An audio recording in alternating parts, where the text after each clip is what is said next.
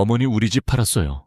목소리는 덤덤했고 숨막히는 침묵이 전화기 너머로 흘렀다. 김복자 여사 여든을 훌쩍 넘긴 나이에도 불구하고 여전히 곧은 허리와 단정한 한복 차림을 고수하는 그녀는 익숙한 전화 수화기를 든 채 미동도 하지 않았다. 그녀의 귓가에 맴도는 아들의 목소리는 마치 먼 타국의 낯선 이방인이 전하는 이야기처럼 생경하게 들렸다. 아들 장혁은 늘 그랬듯 감정을 드러내지 않는 무뚝뚝한 말투로 세상에서 가장 충격적인 소식을 태연하게 전하고 있었다. 무슨 말을 그렇게 하니 장서방, 복자 여사는 아들 대신 며느리에게 말을 건넸다. 며느리 이수민은 언제나 그렇듯 애교 섞인 목소리로 상황을 무마하려 했다. 어머님, 저희가 다 생각이 있어서 그런 거예요. 사실은 저희가 유럽으로 이민을 가기로 했거든요. 장서방이 거기서 좋은 사업 기회를 찾았어요. 어머니도 아시다시피 한국에서는 더 이상 기회가 없잖아요. 거짓말. 복자 여사의 머릿속에 가장 먼저 떠오른 단어였다. 며느리의 목소리는 평소보다 훨씬 더 활기차고 들떠 있었지만 그녀의 귀에는 그 모든 것이 교묘하게 포장된 거짓말의 실타래로 들려왔다. 복자 여사는 수십 년간 수많은 사람들의 얼굴을 마주하며 살아왔다. 사람의 눈빛, 목소리, 떨림 하나하나에 담긴 진실과 거짓을 구별하는 것은 그녀의 오랜 삶의 지혜였다. 지금 며느리의 목소리에서는 진실된 설렘 대신 불안한 기대와 숨막히는 긴장이 교차하고 있었다. 그래서 우리 집을 팔았다는 거니 복자 여사의 목소리는 낮고 차분했다. 마치 잔잔한 호수처럼 평온했지만 그 깊은 곳에서는 거대한 폭풍이 소용돌이치고 있었다. 그 집은 단순한 건물이 아니었다. 남편과 그녀가 평생을 바쳐 일군 터전이었고 세월의 흔적이 고스란히 배어있는 삶의 전부였다. 결혼 초 두 사람이 맨손으로 시작해 온갖 고생을 겪으며 한 장 한 장 벽돌을 쌓아 올린 보금자리였다. 남편이 세상을 떠난 후 그 집은 그녀에게 남겨진 유일한 안식처이자 가족의 역사 그 자체였다. 어머니 집값이 너무 올라서요. 지금 아니면 이런 기회 다시 못 잡는다고요. 그리고 저희가 어머니 생활비는 꼬박꼬박 보내드릴 테니까 걱정 마세요. 아들의 목소리가 다시 들려왔다.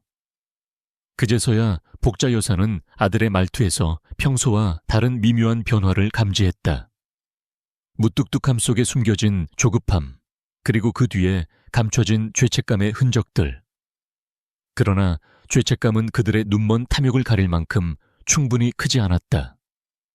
복자 여사는 수화기를 든 손에 힘을 주었다. 손등이 깊게 파인 주름들이 더욱 선명하게 드러났다. 그 집을 누구한테 팔았니? 복자 여사의 질문은 핵심을 찔렀다. 아들 장혁은 잠시 망설이는 듯 했다. 그냥 부동산에 내놨는데 아는 분이 바로 사겠다고 해서요. 어머니, 저희 이제 공항으로 가봐야 해요. 비행기 시간이 얼마 안 남았어요. 도착하면 다시 전화 드릴게요. 뚝뚝. 일방적인 통보와 함께 전화는 끊겼다. 복자 여사는 텅 빈 수화기를 한참 동안 귀에 대고 있었다. 그녀의 눈빛은 흔들림 없이 차가웠다. 눈물이 흐르거나 소리를 지르지도 않았다. 그저 깊은 사색에 잠긴 사람처럼 고요했다. 그녀는 천천히 자리에서 일어나 창밖을 내다보았다. 오래된 가로등 아래 늦은 저녁에 고즈넉한 풍경이 펼쳐져 있었다. 그녀의 삶의 터전이었던 이 집, 이제는 남의 손으로 넘어간 이 공간에 대한 복잡한 감정들이 그녀의 내면을 잠식하기 시작했다. 복자 여사는 단순히 재산을 잃은 것이 아니었다. 그녀는 평생을 바쳐 사랑하고 키워왔던 아들과 며느리에게 배신당했다. 그 배신은 단순히 금전적인 문제가 아니라 사랑과 신뢰에 대한 근본적인 모독이었다. 그녀는 이 상황을 해결해야 한다고 직감했다. 단순한 복수가 아니었다. 그것은 그녀의 삶의 가치를 지키고 사랑했던 사람들의 잘못된 길을 바로잡기 위한 처절한 몸부림이었다. 다음 날 아침 복자 여사는 어제와 다름없는 평온한 모습으로 아침 식사를 준비했다. 밥을 짓고 국을 끓이고 반찬을 가지런히 놓았다. 그녀의 손은 주름졌지만 여전히 능숙하고 정교했다. 식사를 마친 후 그녀는 옷장 깊숙한 곳에 넣어두었던 낡은 가죽 서류 가방을 꺼냈다. 남편이 생전에 늘 가지고 다니던 가방이었다. 가방 안에는 남편이 남긴 오래된 문서들과 함께 그녀가 평생을 모아온 통장들이 가지런히 정리되어 있었다. 그녀는 그 통장들을 하나하나 꺼내 들여다보았다. 평생을 아껴 쓰고 한 푼 두 푼 모아온 소중한 돈들이었다. 그 돈은 그녀의 유일한 힘이자 새로운 시작을 위한 씨앗이었다. 복자 여사는 자신의 거울을 들여다보았다. 꼿꼿한 자세, 차분한 눈빛, 그리고 세월의 흔적이 역력한 얼굴. 사람들은 그녀를 그저 나이든 할머니로 볼 것이다. 남편을 잃고 홀로 된 세상 물정 모르는 노인으로 여길 것이다. 그러나 그들은 간과하고 있었다. 그녀의 내면에는 수십 년간 단련된 강철 같은 의지와 어떤 난관에도 굴하지 않는 강인함이 숨겨져 있다는 사실을 복자 여사는 며느리가 남긴 몇 마디의 말을 기억해냈다. 유럽으로 이민 사업 기회, 그리고 아는 분이 바로 사겠다고 해서요. 이 모든 정보는 진실을 가리기 위한 교묘한 연막이었다. 그녀는 직감적으로 그들이 단순한 이민을 떠난 것이 아니라 무언가 더 복잡하고 은밀한 계획을 꾸미고 있다는 것을 알았다. 그리고 그 계획의 핵심에는 자신의 집을 팔아치운 행위가 놓여 있었다. 그녀는 먼저 집에 등기부 등본을 떼어보기로 결심했다. 등기부 등본에는 소유권 이전 내역과 함께 새로운 소유주의 정보가 명확히 기록되어 있을 터였다. 그리고 그 정보가 모든 것의 시작점이 될 것이었다. 그녀는 며칠 동안의 깊은 침묵과 사색 끝에 마침내 행동에 나서기로 했다. 복자 여사는 며칠 후 평소처럼 익숙한 동네 경로당을 찾았다. 하지만 오늘은 평소와 달리 사람들과의 수다 대신 신문 한 부를 조용히 읽었다. 그녀의 눈은 신문의 작은 글씨들을 따라가며 세상의 흐름과 법률적인 변화에 대한 정보를 꼼꼼히 탐색했다. 그녀는 남편이 살아있을 때부터 함께 신문을 읽으며 세상에 돌아가는 이치를 배워왔다. 그 지식은 그녀의 내면에 깊숙이 자리 잡아 지금과 같은 위기 상황에서 빛을 발하고 있었다. 그녀는 경로당에 모인 사람들의 대화를 엿들었다. 부동산 가격 잔여 문제, 그리고 사회 전반에 대한 소문들. 그녀는 그 모든 정보 조각들을 퍼즐처럼 하나하나 맞춰나가기 시작했다. 그녀는 이미 알고 있었다. 아들과 며느리가 벌인 일이 단순히 자신을 속이고 돈을 가로챈 것에 그치지 않을 것이라는 사실을. 그들의 행동은 분명 무언가 더 큰 범죄의 일부일 것이라고 확신했다. 복자 여사는 조용히 경로당을 나와 집으로 향했다. 그녀의 발걸음은 여든의 나이가 무색할 만큼 가볍고 단호했다. 그녀의 머릿속은 이미 다음 단계에 대한 계획으로 가득 차 있었다. 그녀는 통장들을 다시 꺼내 들었다. 그녀의 남은 여생을 위해 모아둔 돈 이제는 복수를 위한 자금으로 사용될 돈이었다. 그녀는 그 돈을 아낌없이 사용할 각오를 다졌다. 이것은 단순한 분노나 슬픔에서 비롯된 복수가 아니었다. 그것은 평생을 바쳐 지켜온 가치와 정의를 위한 싸움이었다. 그녀는 자신의 아들과 며느리가 빠져든 탐욕의 늪에서 그들을 구원하고 동시에 그들이 저지른 잘못에 대한 합당한 대가를 치르게 할 것이었다. 복자 여사는 이제 더 이상 나약한 노인이 아니었다. 그녀는 과거의 상처를 딛고 일어선 냉철한 전략가이자 강력한 투사였다. 그리고 그녀의 복수는 이제 막 시작되고 있었다. 복자 여사의 눈은 날카롭게 빛났다. 등기부 등본에 적힌 새로운 소유주의 이름은 그녀의 예상과 크게 다르지 않았다. 미래자산 투자유 한 회사. 듣도 보도 못한 이름이었다. 아들과 며느리가 말했던 아는 분은 분명 이 유령 회사 뒤에 숨어 있을 터였다. 복자 여사는 동사무소에서 떼온 서류를 조용히 덮었다. 그녀의 손가락은 서류의 가장자리를 가볍게 쓸고 있었다. 이 모든 것이 치밀하게 계획된 사기극의 서막이라는 것을 직감했다. 그녀는 다음 날 아침 일찍 작은 배낭 하나를 메고 집을 나섰다. 평소와 달리 발걸음은 힘찼다. 그녀가 향한 곳은 동네의 작은 흥신소였다. 낡고 허름한 건물 2층에 자리한 그곳의 간판에는 민혁탐정사무소라고 쓰여 있었다. 문을 열고 들어서자 낡은 책상에 기대어 신문을 보고 있던 중년 남성이 그녀를 맞았다. 그의 이름은 민혁 과거 경찰 생활을 하다가 은퇴한 인물이었다. 어르신, 무슨 일로 오셨습니까? 민혁은 복자 여사를 보며 다소 의심스러운 눈빛을 보냈다. 흔히 볼 수 있는 자식 때문에 속 썩이는 노인 중 한 명일 것이라고 생각하는 듯 했다. 우리 아들 며느리를 좀 찾아주시오. 그리고 우리 집을 팔아버린 자들도. 복자 여사의 목소리는 떨림없이 단호했다. 민혁은 피식 웃음을 흘렸다. 어르신, 그런 일은 경찰서에 가셔야죠. 저 같은 사람이 할 수 있는 일이 아닙니다. 게다가 요즘 세상에 자식 찾으려고 돈 쓰는 부모님은. 민혁의 말은 거기서 멈췄다. 복자 여사가 품에서 꺼낸 통장들을 책상 위에 조용히 올려놓았기 때문이었다. 통장에는 수십 년간 꼬박꼬박 모아온 그녀의 피땀, 어린 돈이 고스란히 담겨 있었다. 민혁은 눈을 동그랗게 떴다. 단순히 자식을 찾는 일이 아니라는 것을 직감했다. 이 돈이 어르신 전 재산이신가요? 복자 여사는 고개를 끄덕였다.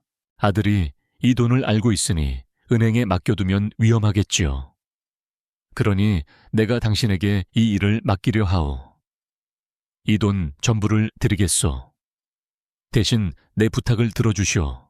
아들과 며느리가 어디에 있는지, 그리고 우리 집을 산 사람들이 누군지, 그들이 무슨 짓을 꾸미고 있는지 전부 알아내 주시오. 복자 여사의 눈빛은 흔들림이 없었다. 그 안에 담긴 단호함과 슬픔, 그리고 복합적인 감정들은 민혁을 압도하기에 충분했다. 민혁은 잠시 침묵했다. 그는 복자 여사의 이야기가 단순한 가출이나 재산 싸움이 아니라 훨씬 더 복잡하고 위험한 사건임을 직감했다. 통장에 담긴 돈의 액수가 아니라 그녀의 눈빛에 담긴 진실된 무게가 그를 움직였다. 어르신, 제가 먼저 조사를 해보겠습니다. 그리고 나서 수사 비용을 말씀드리겠습니다.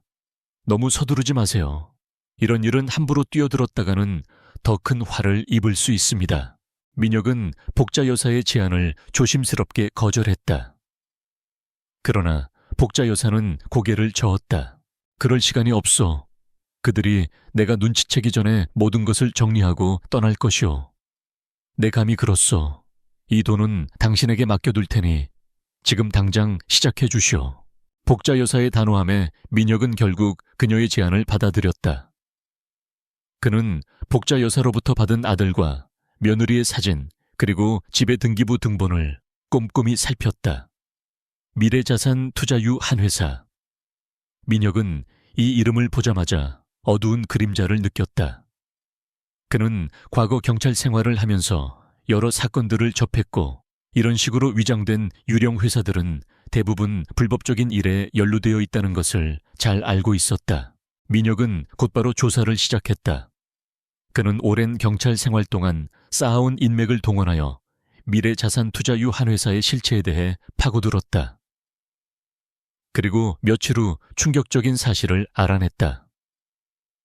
이 회사는 서류상으로만 존재하는 페이퍼 컴퍼니였으며 실제로는 거대한 국제 범죄 조직의 자금 세탁 창구였다.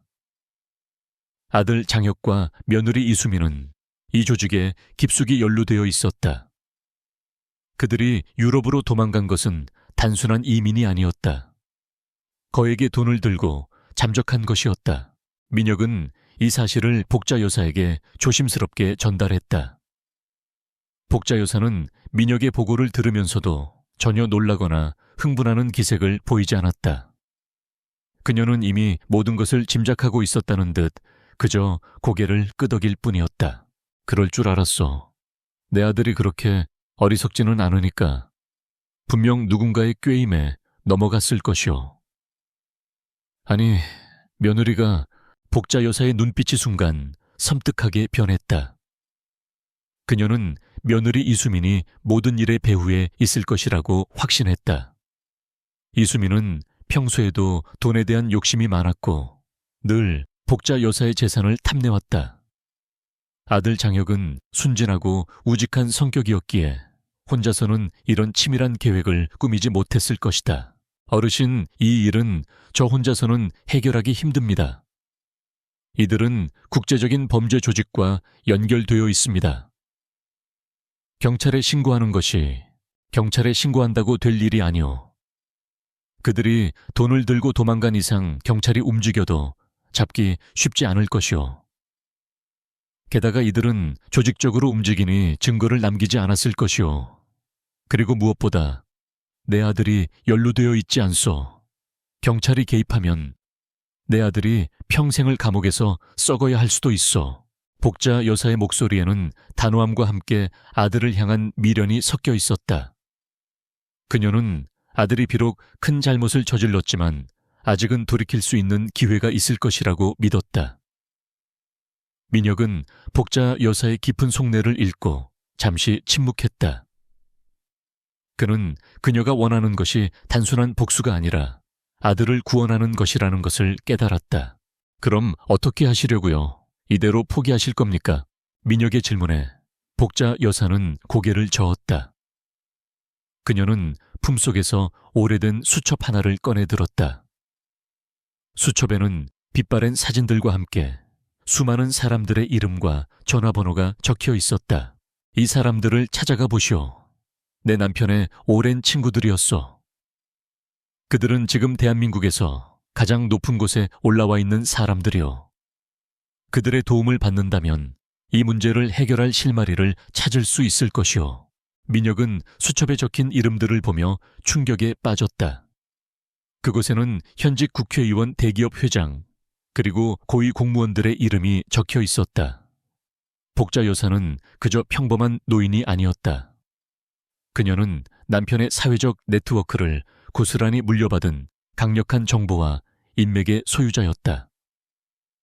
그녀의 남편은 생전에 존경받는 기업가였으며 그의 영향력은 사회 곳곳에 미치고 있었다. 민혁은 복자 여사가 자신에게 의뢰한 이유가 단순히 돈 때문이 아니라는 것을 깨달았다. 그녀는 자신의 오랜 인맥과 민혁의 전문적인 탐정 능력을 결합하여 이 거대한 음모의 실체를 파헤치고 싶었던 것이다. 이분들을 제가 직접 찾아가서 말씀드려도 될까요? 안 될 것 없어.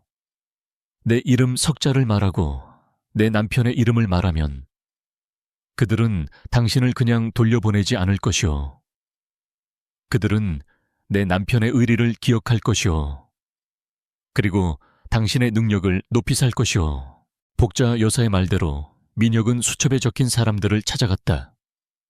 그리고 복자 여사의 남편 김진태 회장의 이름 석자를 꺼내자 그들은 예상대로 그를 환대하며 이야기를 들어주었다. 그들 역시 복자 여사의 아들이 저지른 일에 대해 분개했고 그녀의 고통에 깊이 공감했다. 그들은 복자 여사의 용기에 감탄하며 적극적으로 돕겠다고 약속했다. 복자 여사는 민혁을 통해 그들의 도움을 받기로 결정했다. 그녀는 그들의 도움을 받아 아들과 며느리가 도피한 유럽의 국가와 도시를 알아냈고 그들이 숨어있는 은신처까지 파악했다. 이제 모든 준비는 끝났다. 복자 여사는 더 이상 기다릴 수 없었다. 그녀는 민혁에게 마지막 지시를 내렸다. 지금부터 내 아들을 찾지 마시오. 대신 내 며느리가 숨긴 비밀을 찾아주시오. 그들이 돈을 들고 도망쳤을 때 분명히 무언가를 남겼을 것이오. 그들의 범죄를 입증할 증거를. 복자 여사의 지시에 민혁은 의아한 표정을 지었다. 왜 아들이 아닌 며느리였을까? 복자 여사는 그의 의문을 읽고 조용히 말했다. 이 모든 일의 시작은 내 며느리의 탐욕이었어. 내 아들은 그저 꾀임에 넘어간 것일 뿐이오. 그러니 나는 그 꾀임의 뿌리를 뽑아야 하오. 그들이 숨긴 증거가 내 아들을 구원할 유일한 열쇠가 될 것이오. 민혁은 복자 여사의 지혜에 감탄했다. 그녀는 단순히 복수를 하려는 것이 아니었다. 그녀는 진실을 밝히고 아들을 구원하고 그리고 이 모든 불행을 초래한 근원을 제거하려 하고 있었다. 그녀의 계획은 점점 더 치밀하고 복잡해지고 있었다. 이제 복자 여사는 평범한 노인이 아닌 거대한 음모에 맞서 싸우는 한 명의 전사가 되어 있었다. 그녀의 복수는 이제 막 시작되었을 뿐이었다. 민혁은 복자 여사의 지시에 따라 며느리 이수민이 숨긴 단서를 찾기 위해 그녀의 흔적을 쫓기 시작했다. 그는 이수민의 과거 행적, 그녀의 인간관계, 그리고 그녀가 과거에 몸담았던 회사에 대한 정보를 샅샅이 파헤쳤다. 이수민은 겉으로는 평범한 직장인이었지만 민혁의 조사망에 걸려든 그녀의 삶은 의외로 복잡하고 어두운 면이 많았다. 그녀는 과거에 여러 금융회사들을 옮겨 다녔고 그때마다 수상한 거래나 프로젝트에 연루되었다는 소문이 있었다. 민혁은 이수민이 마지막으로 근무했던 대형 금융그룹 오메가그룹에 주목했다. 이 그룹은 겉으로는 건실한 기업이었지만 내부에서는 은밀한 자금 세탁 및 불법 투기 활동을 벌이고 있다는 소문이 끊이지 않았다. 민혁은 자신의 옛 동료들과의 인맥을 동원하여 오메가그룹의 내부 정보를 캐내기 시작했다. 그는 전직 경찰의 직감으로 이수민이 오메가그룹과 연관된 자금 세탁 조직의 핵심 인물 중 하나였을 것이라고 확신했다.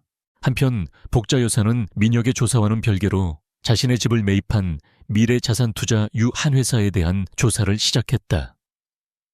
그녀는 남편의 옛 지인들, 즉 정계와 재계의 거물들에게 연락을 취했다. 그들은 복자 여사의 남편을 존경했고 그의 아내가 겪는 고통에 깊이 공감했다. 그들은 복자 여사에게 미래자산투자 한 회사가 사실은 오메가그룹의 페이퍼 컴퍼니이며 이수민이 과거 이 회사와 관련된 프로젝트를 주도했다는 충격적인 정보를 알려주었다. 이 정보는 민혁의 조사와 정확히 일치했다. 복자 여사와 민혁은 서로의 정보를 공유하며 퍼즐의 조각들을 맞춰 나갔다. 이수민은 오메가그룹에서 자금 세탁 전문가로 일하며 복자 여사의 집을 비롯한 여러 부동산을 매입하여 불법 자금을 세탁하는 데 관여했던 것이 분명했다. 아들 장혁은 아내의 말에 속아 혹은 그녀의 압박에 못 이겨 이 위험한 범죄에 가담하게 되었을 가능성이 컸다. 복자 여사의 얼굴에는 깊은 슬픔이 드리워졌다.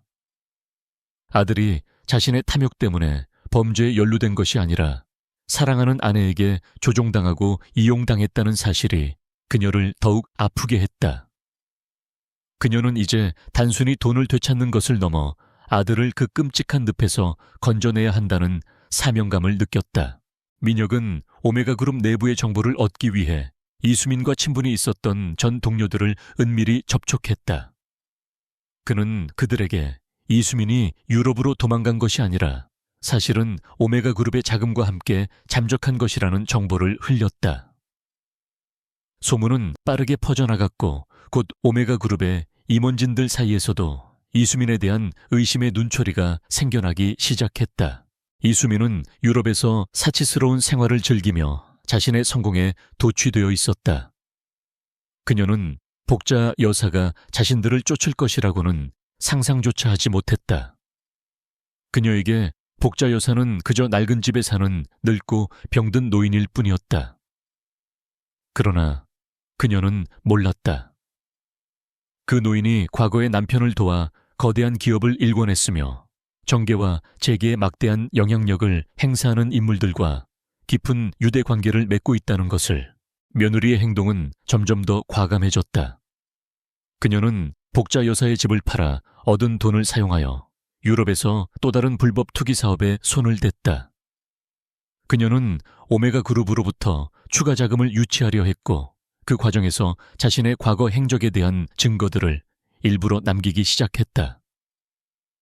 그녀는 자신이 완벽하게 모든 것을 조작했다고 믿었지만 그녀의 과도한 자신감과 탐욕은 결국 그녀의 발목을 잡는 치명적인 약점이 되었다. 민혁은 이수민의 행적을 추적하며 그녀가 오메가 그룹의 자금을 횡령하고 있다는 증거를 포착했다. 그는 이수민이 유럽에서 사용한 차명 계좌의 거래 내역을 확보했고 그 내역을 통해 그녀가 거액의 돈을 불법적인 사업에 사용했다는 것을 입증할 수 있었다. 이 증거들은 오메가 그룹의 내부 비리를 폭로할 수 있는 결정적인 단서이기도 했다. 복자 여사는 민혁이 가져온 증거들을 보며 차분한 목소리로 말했다. 이제 때가 되었어. 이 증거들을 오메가 그룹의 회장에게 전달하시오. 하지만 한 가지 조건이 있어. 이 모든 일의 배후에는 내 아들이 아닌 내 며느리가 있다는 것을 확실하게 밝혀야 하오. 민혁은 복자 여사의 지시에 따라 오메가 그룹의 회장을 만나 이수민의 횡령 증거를 넘겼다. 회장은 분노에 휩싸였고 즉시 이수민에 대한 내부 조사를 지시했다.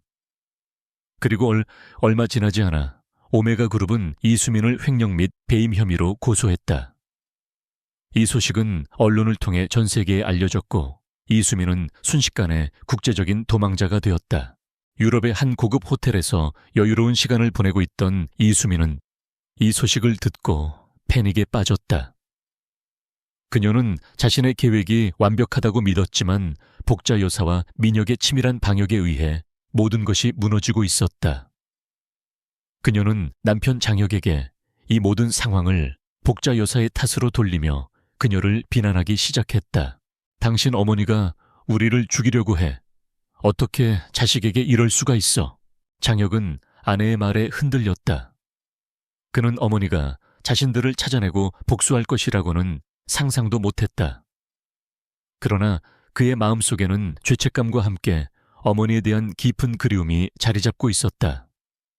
그는 아내의 비난이 정당하지 않다는 것을 직감적으로 알고 있었다. 복자 여사는 이 모든 상황을 지켜보며 한숨을 내쉬었다. 그녀는 며느리의 몰락을 기뻐하는 것이 아니라 아들이 겪을 고통을 걱정하고 있었다. 그녀의 복수는 이제 막 절정에 달하고 있었다.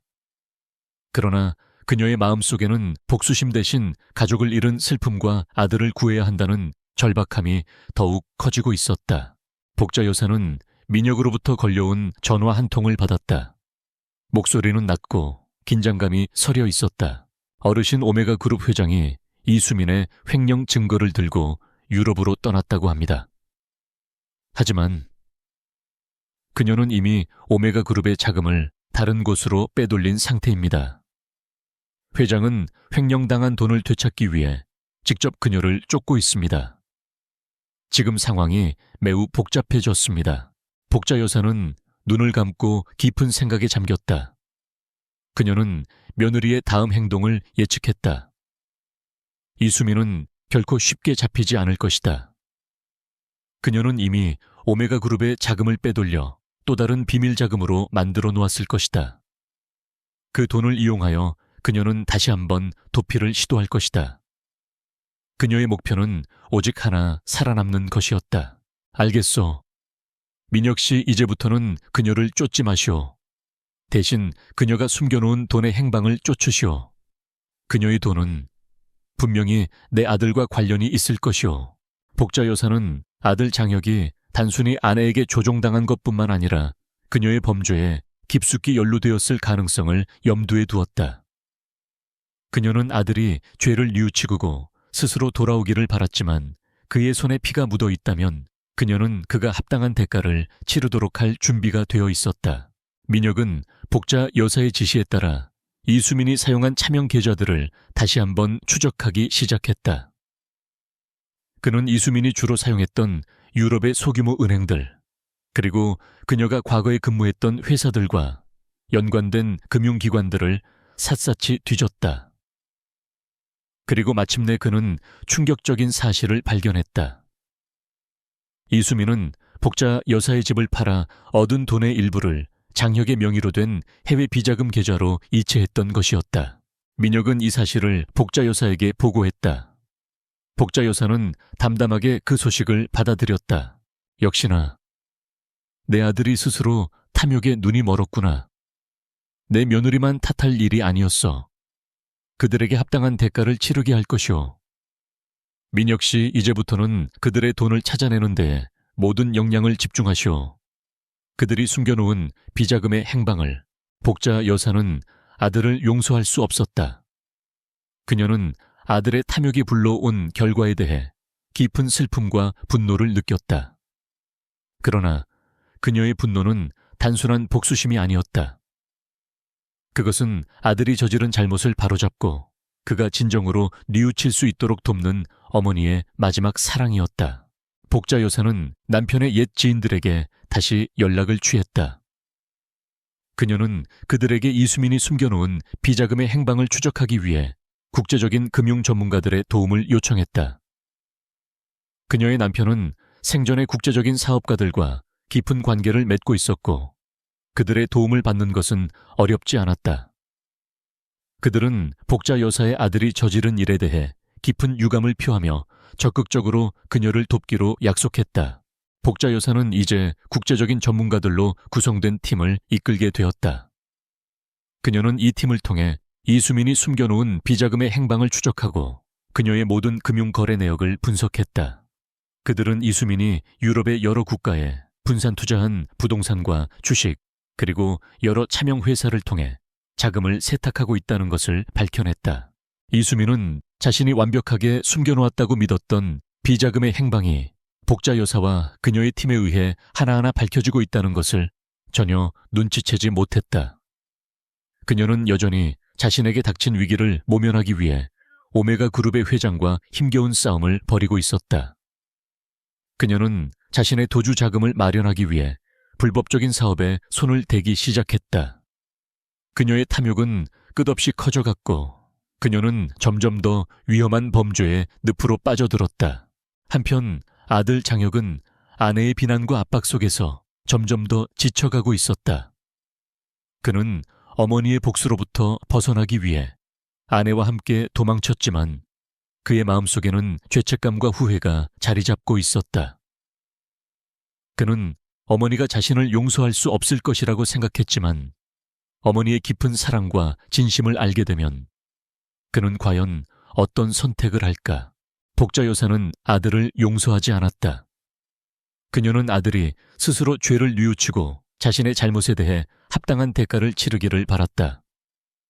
그녀는 아들을 구원하기 위해 그의 탐욕이 초래한 모든 것을 바로잡아야 한다고 생각했다. 복자 여사는 이제 마지막 단계에 돌입했다. 그녀는 이수민이 숨겨놓은 모든 비자금의 행방을 파악했고 그 비자금이 국제적인 범죄 조직과 연관되어 있다는 증거를 확보했다. 그녀는 이 모든 증거들을 한데 모아 인터폴과 국제금융범죄 수사대에 전달하기로 결심했다. 그녀의 목표는 오직 하나 이수민을 몰락시키고 아들을 구원하는 것이었다. 복자 여사의 눈빛은 흔들림이 없었다. 그녀는 더 이상 슬픔이나 분노에 휩싸이지 않았다. 그녀는 오직 이 모든 것을 바로잡아야 한다는 사명감으로 가득 차 있었다.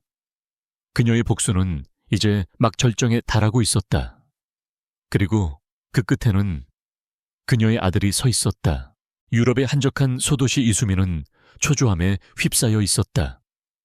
그녀의 눈은 끊임없이 주변을 살폈고 신경은 날카롭게 곤두서 있었다.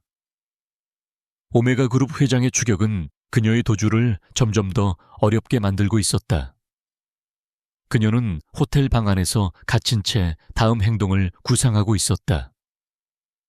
며칠 전 그녀는 오메가 그룹의 자금을 빼돌려 또 다른 비자금을 만들어 놓았지만 그 돈을 사용할 수 있는 방법은 점점 줄어들고 있었다. 그녀는 자신의 완벽한 계획이 이렇게 흔들릴 수 있다는 사실을 믿을 수 없었다. 이게 다 그 늙은 할머니 때문이야. 그 할망구가 아니었으면 이수민은 복자 여사에게 모든 분노를 쏟아냈다. 그녀는 복자 여사가 단순히 늙은 노인이 아니라 자신의 과거를 꿰뚫어 보고 자신의 모든 것을 파헤치고 있다는 사실을 전혀 알지 못했다. 그녀는 여전히 복자 여사를 무시하고 경멸했다. 그녀의 오만함은 그녀의 발목을 잡는 가장 큰 약점이었다. 한편 장혁은 아내의 히스테리에 점점 지쳐가고 있었다. 그는 아내의 비난이 정당하지 않다는 것을 알고 있었다. 그는 어머니에게 죄를 지은 것에 대해 깊은 후회와 죄책감을 느끼고 있었다. 그는 어머니의 전화 한 통의 모든 것을 버리고 유럽으로 도망쳤지만 그의 마음속에는 끊임없이 어머니에 대한 그리움과 미안함이 자리 잡고 있었다. 우리 그냥 한국으로 돌아갈까? 어머니한테 용서를 빌고. 장혁의 말에 이수민은 경악했다. 무세운 소리야. 미쳤어. 우리가 어머니한테 돌아가면 어떻게 될지 몰라. 우리가 훔친 돈이 얼마인데. 우리는 평생을 감옥에서 살게 될 거야. 이수민의 목소리는 절규에 가까웠다. 그녀는 자신의 죄를 인정하고 싶지 않았다. 그녀는 자신의 욕망과 탐욕이 불러온 결과에 대해 장혁을 탓했다.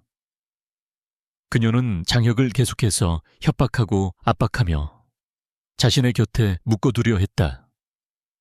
그녀의 눈빛은 이미 사랑이 아닌 광기와 집착으로 가득 차 있었다. 복자 여사는 민혁을 통해 이수민의 동향을 실시간으로 보고받고 있었다. 그녀는 이수민의 심리를 완벽하게 꿰뚫어 보고 있었다. 그녀는 이수민이 곧 무너질 것이라고 확신했다.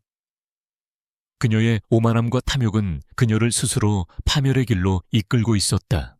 민혁 씨, 이제 때가 되었어.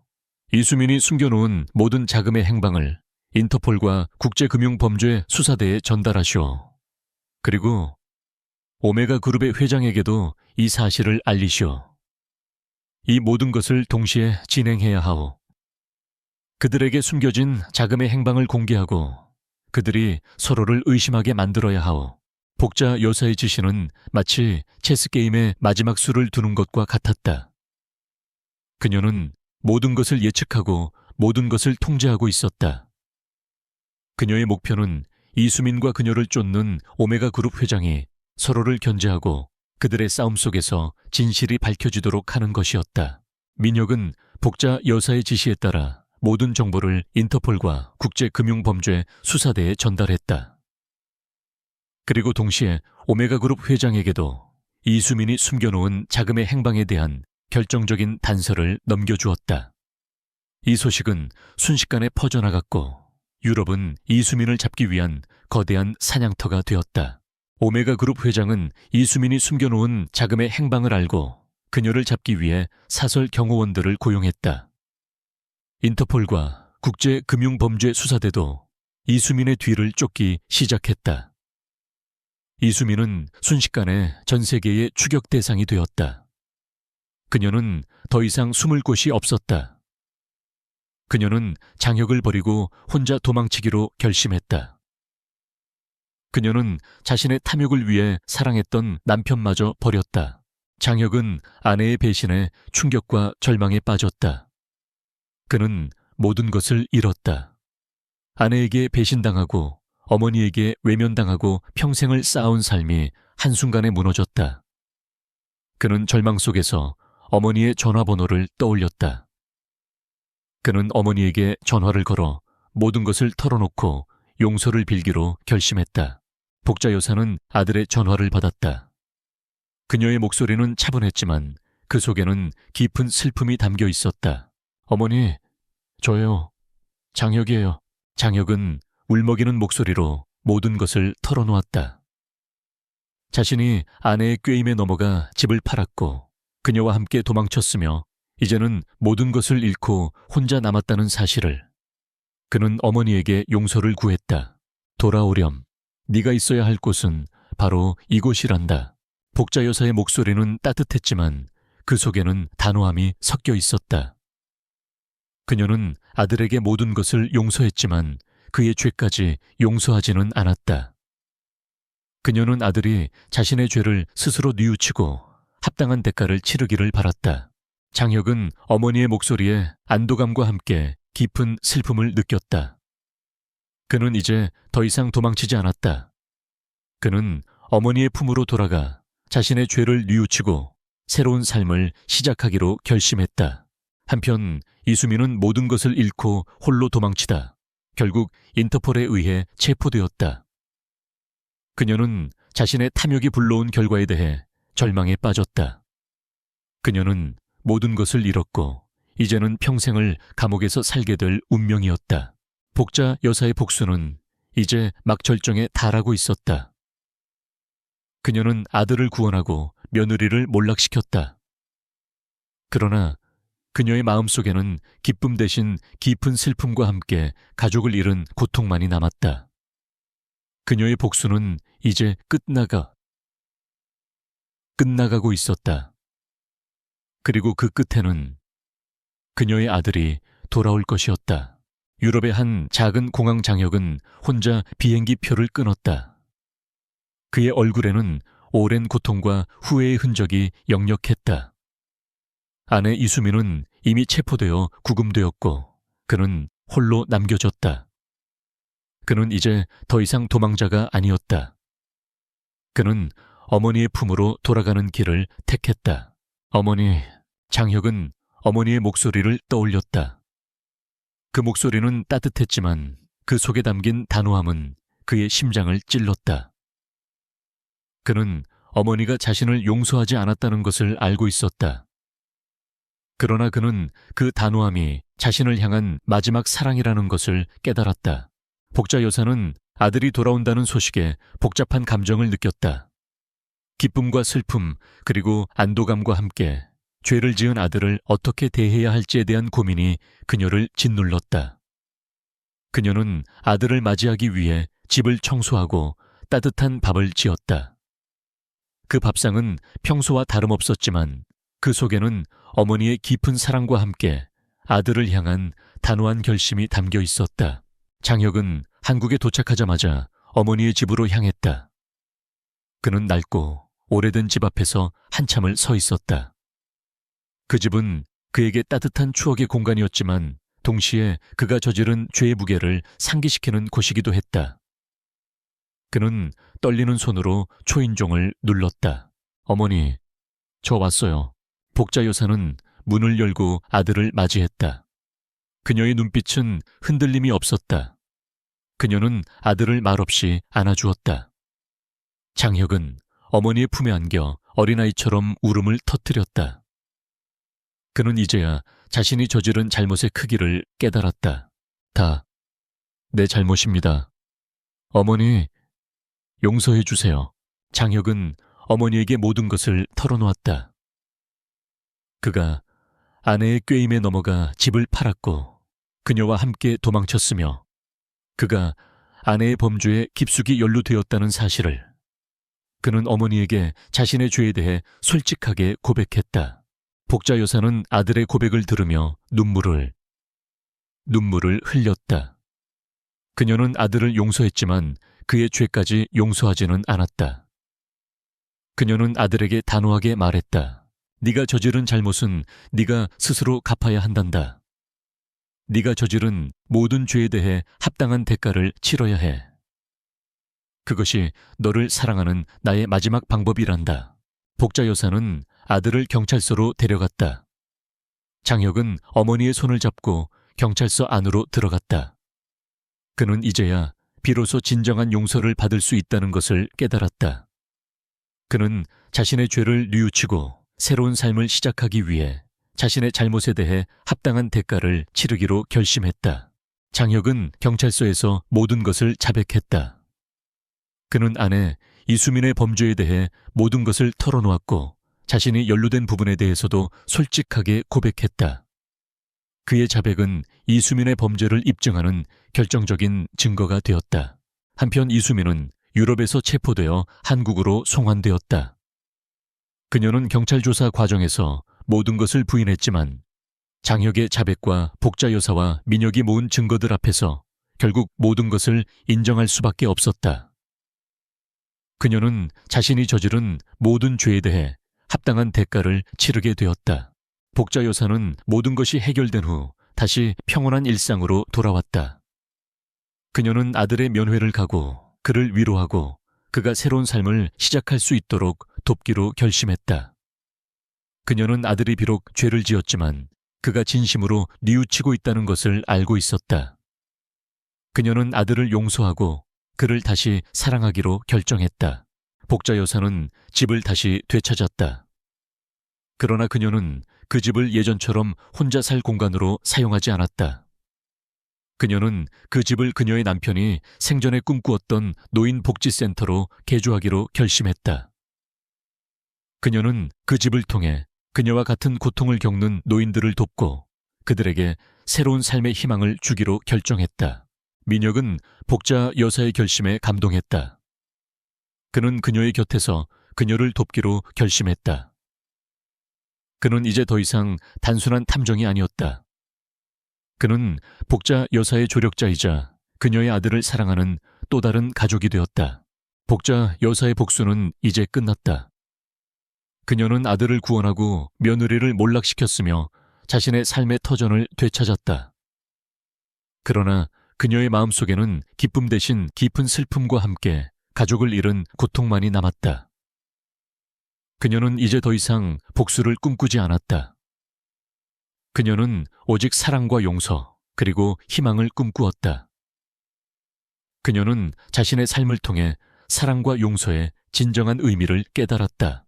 복자 여사의 집은 이제 더 이상 조용하고 쓸쓸한 공간이 아니었다. 집은 온기로 가득 찼고 노인들의 활기찬 웃음소리가 끊이지 않았다. 그녀는 집을 노인복지센터로 개조하여 그녀와 같은 아픔을 겪는 노인들을 돕는 데에 모든 열정을 쏟았다. 그녀는 민혁과 함께 노인들에게 무료로 법률 상담을 제공하고 그들의 자녀 문제에 대해 조언하며 그들이 새로운 삶을 시작할 수 있도록 도왔다. 어르신, 제가 정말 죄송합니다. 어머니가 아니었다면 복지센터의 한 노인이 복자 여사에게 눈물을 흘리며 말했다. 그녀의 아들도 복자 여사의 아들처럼 그녀의 재산을 가로채 도망쳤던 것이었다.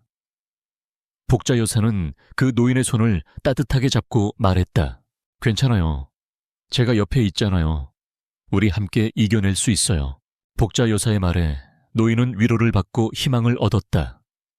그녀는 이제 단순한 노인이 아니었다. 그녀는 노인들의 정신적인 지주이자 희망의 등불이었다. 한편 아들 장혁은 교도소에서 어머니의 소식을 전해 듣고 깊은 반성을 했다. 그는 어머니가 자신을 용서하고 다른 사람들을 돕는 데 자신의 삶을 바치고 있다는 사실에 감동했다. 그는 어머니에게 편지를 써서 자신의 잘못을 뉘우치고 새로운 삶을 살겠다고 다짐했다. 어머니, 저는 이제야 어머니의 사랑을 깨달았습니다. 제가 지은 죄는 평생을 반성해도 모자랄 것입니다. 하지만 저는 이제 더 이상 도망치지 않을 것입니다. 저는 어머니가 저에게 보여주신 사랑과 용서의 힘을 믿고 새로운 삶을 살 것입니다. 복자 여사는 아들의 편지를 읽고 조용히 눈물을 흘렸다. 그녀는 아들이 진심으로 뉘우치고 있다는 사실에 안도했다. 그녀는 아들을 용서하고 그가 새로운 삶을 시작할 수 있도록 돕기로 결심했다. 복자 여사는 민혁과 함께 노인복지센터를 더욱 확장하기로 결정했다. 그녀는 남편의 옛 지인들에게 도움을 요청했고 그들은 흔쾌히 그녀의 요청을 받아들였다. 그들은 복지센터에 거액의 기부금을 전달했고 복지센터는 전국적으로 유명해졌다. 복자 여사는 이제 대한민국의 모든 노인들에게 희망의 아이콘이 되었다. 그녀의 이야기는 언론을 통해 전 세계에 알려졌고 사람들은 그녀의 용기와 지혜에 감탄했다. 그녀는 더 이상 억울한 피해자가 아니었다. 그녀는 자신의 고통을 승화시켜 다른 사람들을 돕는 데에 헌신하는 진정한 영웅이었다. 어느덧 시간이 흘러 장혁은 교도소에서 출소했다. 그는 가장 먼저 어머니를 찾아갔다. 그는 어머니 앞에서 무릎을 꿇고 다시 한번 용서를 구했다. 복자 여사는 아들을 말없이 안아주었다. 그녀의 품은 여전히 따뜻했고 그 속에는 변함없는 사랑이 담겨 있었다. 어머니, 이제 제가 어머니를 모시고 살겠습니다. 제가 평생을 봉사하며 어머니의 은혜를 갚겠습니다. 장혁은 어머니를 돕기로 결심했다. 그는 노인 복지센터에서 봉사하며 어머니의 일을 돕고 노인들에게 따뜻한 위로를 전했다. 그는 자신의 죄를 갚기 위해 자신의 남은 삶을 봉사하는 데에 바쳤다. 복자 여사는 아들의 변화에 깊은 감동을 받았다. 그녀는 아들이 비록 큰 잘못을 저질렀지만 그가 진정으로 뉘우치고 새로운 삶을 살고 있다는 사실에 행복했다. 그녀는 아들과 함께 노인복지센터를 더욱 발전시켜 나갔다.